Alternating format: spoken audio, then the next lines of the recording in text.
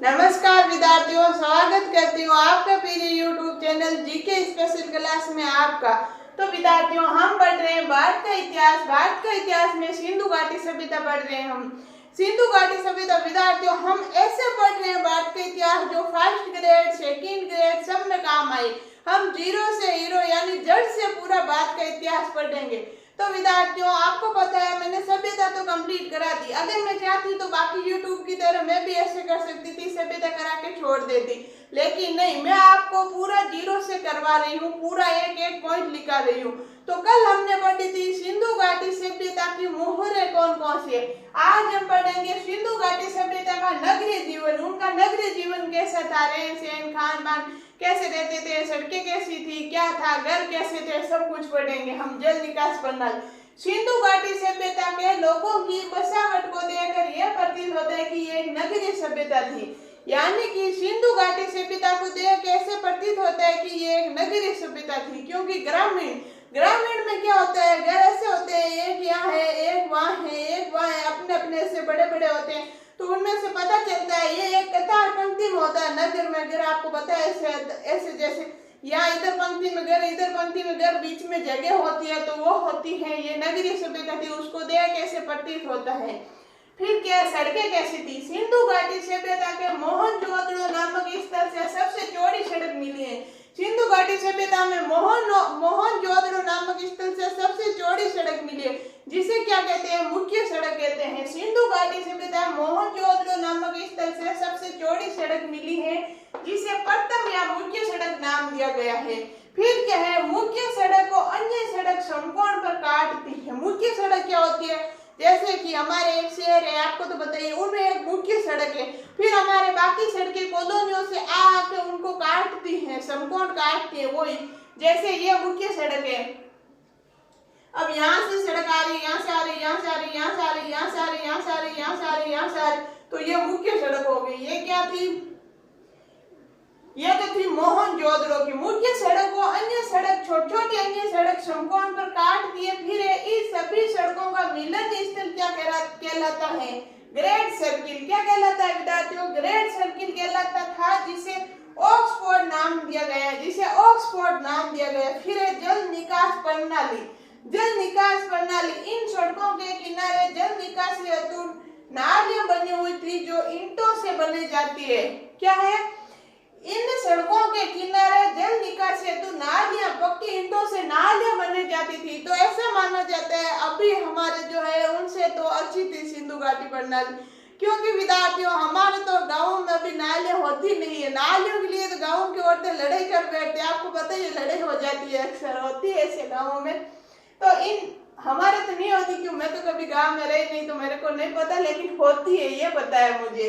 फिर क्या है, इन सड़कों के किनारे जल निकासी हेतु नालियां बनी हुई थी जो ईंटों से बनाई जाती थी। फिर कालीबंगा से लकड़ी से निर्मित नालियां मिली। ऐसे माना जाता है कालीबंगा में लकड़ी की नालियां बनाई जाती थी। ऐसे लकड़ी इधर देखे बीच में से लकड़ी की नालियां होती थी, अति सुंदर होती होगी। फिर है श्रेष्ठ जल निकासी प्रणाली के साक्षी मोहनजोदड़ो से मिला। तो विद्यार्थियों ऐसे प्रश्न आएगा, आपको पता है सिंधु घाटी सभ्यता में सबसे श्रेष्ठ जल निकास प्रणाली कहाँ से मिले, सबसे श्रेष्ठ जल निकास प्रणाली के साक्षी कहाँ से मिले, मोहनजोदड़ो से। फिर सबसे निकट जल निकास प्रणाली बनवाली से प्राप्त हुई है। तो विद्यार्थियों इनका स्क्रीनशॉट लो, फिर हम आगे बढ़ रहे हैं। मैं बोल रही हूँ, आप लिख लेना। सिंधु घाटी सभ्यता के लोगों की बसावट को देखकर यह प्रतीत होता है कि यह एक नगरीय सभ्यता थी, जिसके निम्नलिखित प्रमाण है। सड़कें कैसी थी। सिंधु घाटी सभ्यता के मोहनजोदड़ो नामक स्थल से सबसे चौड़ी सड़क मिली, जिसे प्रथम या मुख्य सड़क नाम दिया गया। फिर क्या है, मुख्य सड़क को अन्य सड़क समकोण पर काटती है। फिर क्या है, इस सभी सड़कों का मिलन स्थल ग्रेट सर्किल कहलाता था, जिसे ऑक्सफोर्ड नाम दिया गया। जल निकास प्रणाली कैसी थी, इन सड़कों के किनारे जल निकासी हेतु नालियां बनी हुई थी जो ईंटों से बनाई जाती थी। कालीबंगा से लकड़ी से निर्मित नालियां मिली। श्रेष्ठ जल निकासी प्रणाली के साक्षी मोहनजोदड़ो से मिले। सबसे निकृष्ट जल निकास कर्णाली बनवाली से प्राप्त हुई। तो विद्यार्थियों आपने लिख लिया होगा, चलो आगे चलते हैं।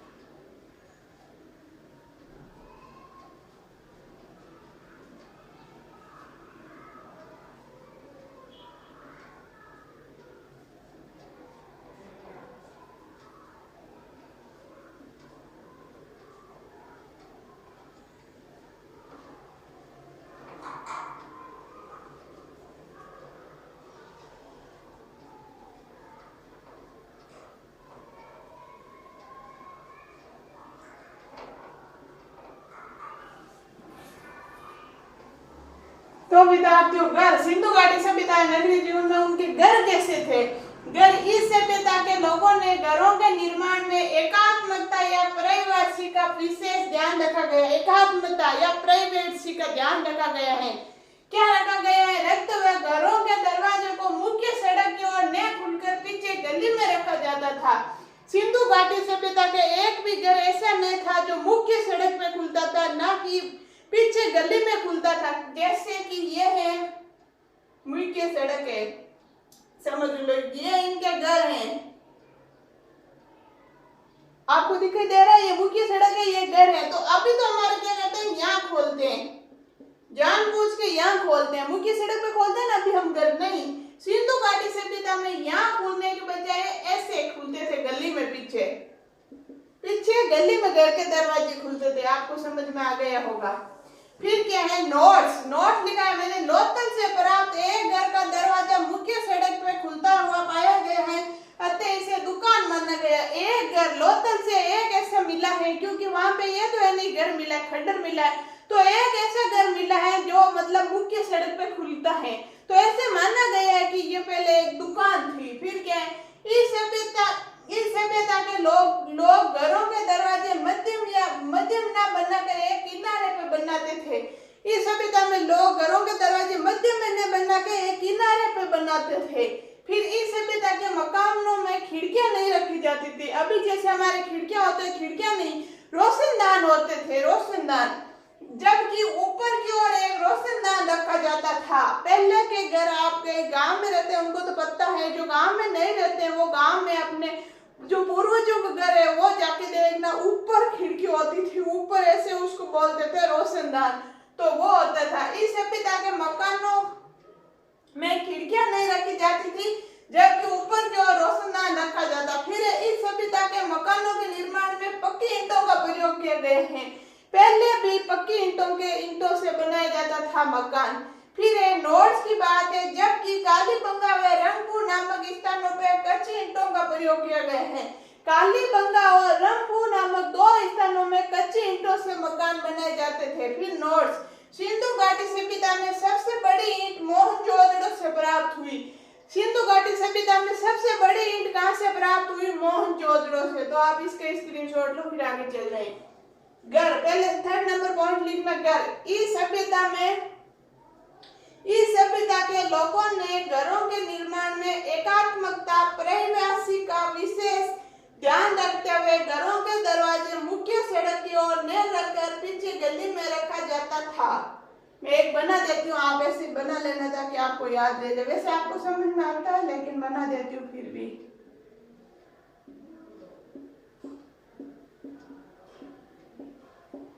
ऐसे आप भी आप अच्छा सुंदर बनाना, मैं तो ऐसे ही बना रही हूँ।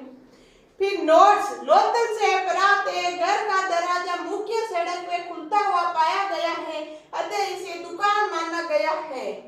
फिर इस सभ्यता के लोग घरों के दरवाजे मध्यम न बनाकर एक किनारे पे बनाते थे। फिर इस सभ्यता के मकानों में खिड़कियां नहीं रखी जाती थी, जबकि ऊपर की ओर एक रोशनदान रखा जाता था। फिर इस सभ्यता के मकानों के निर्माण में पक्की ईंटों का प्रयोग किया गया। तो नीचे नोट्स लिखना, जबकि कालीबंगा में रंगपुर नामक स्थानों पर कच्ची ईंटों का प्रयोग किया गया। नोट्स मैंने इसलिए लिखा है क्योंकि ये प्रश्न आया हुआ है, आ भी सकता है। सिंधु घाटी सभ्यता में कौन सी सभ्यता में कच्ची ईंटों का मकानों को बनाते हुए कच्ची ईंटों का प्रयोग किया गया? तो कालीबंगा और रंगपुर में। फिर एक और नोट से, सिंधु घाटी सभ्यता में सबसे बड़ी ईंट कहां से मिली? मोहनजोदड़ो से मिली है।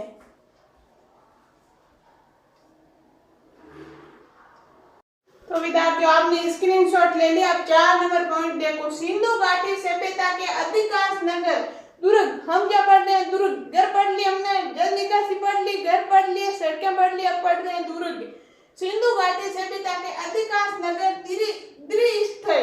त्रिस्तरीय यानी दो त्रिस्तरीय नगर पाए गए हैं, जिनमें पश्चिम टीले को दुर्ग टीला कहा गया, जो पूर्वी टीले की अपेक्षा ऊंचा होता था। जैसे ये चित्र आप बड़ा सा सुंदर सा बनाना नोटबुक में।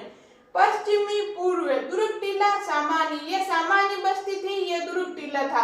द्विस्तरीय पाया गया है। फिर नोट, सिंधु घाटी सभ्यता में धौलावीरा से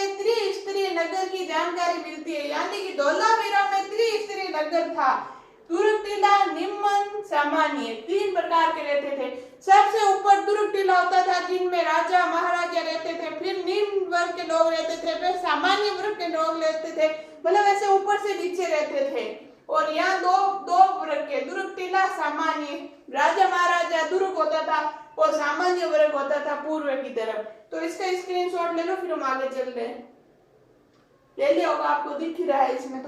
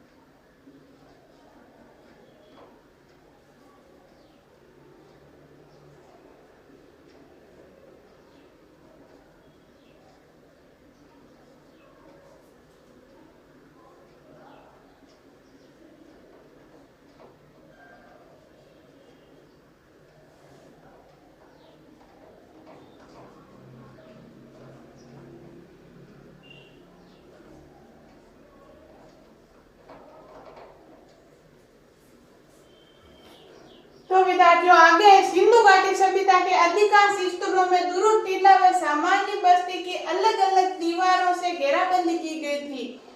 सिंधु घाटी सभ्यता में एक तो होता था दुर्ग, ये दुर्ग होता था, और ये होती थी सामान्य बस्ती, आम लोग, ये होता था राजा महाराजा।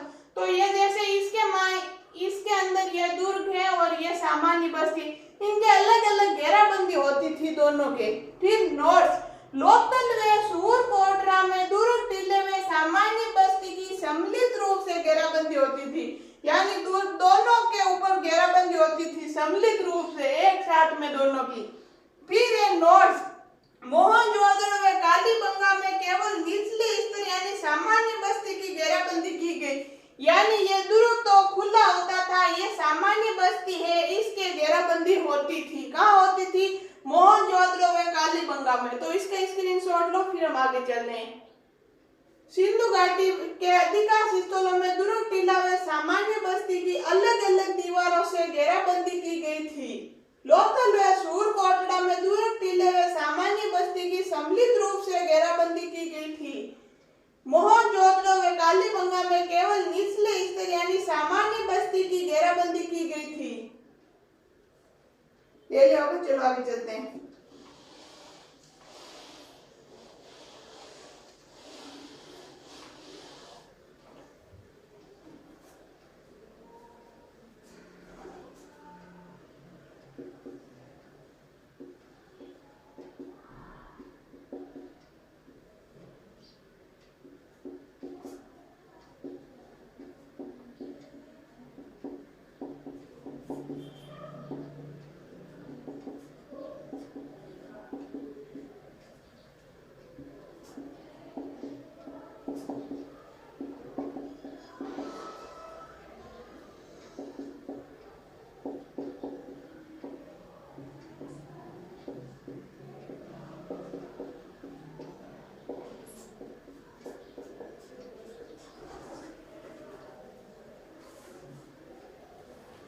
विद्यार्थियों, मोहनजोदड़ो से मिले प्रमाणों के आधार पर सिंधु घाटी सभ्यता को नगरीय सभ्यता माना गया है। क्या? नगरीय सभ्यता। तो विद्यार्थियों, ये था हमारे सिंधु घाटी सभ्यता का नगरीय जीवन। क्या था? नगरीय जीवन। अब हम अगली क्लास में पढ़ेंगे सिंधु घाटी सभ्यता का सामाजिक जीवन। तो विद्यार्थियों, आज के लिए इतना ही, बाकी पढ़ेंगे हम अगली क्लास में। जब तक के लिए आप स्वस्थ रहो, मस्त रहो, पढ़ते रहो। मेरी क्लास अगर आपको अच्छी लगती है तो ज्यादा से ज्यादा शेयर करना, लाइक करना और सब्सक्राइब करना। धन्यवाद।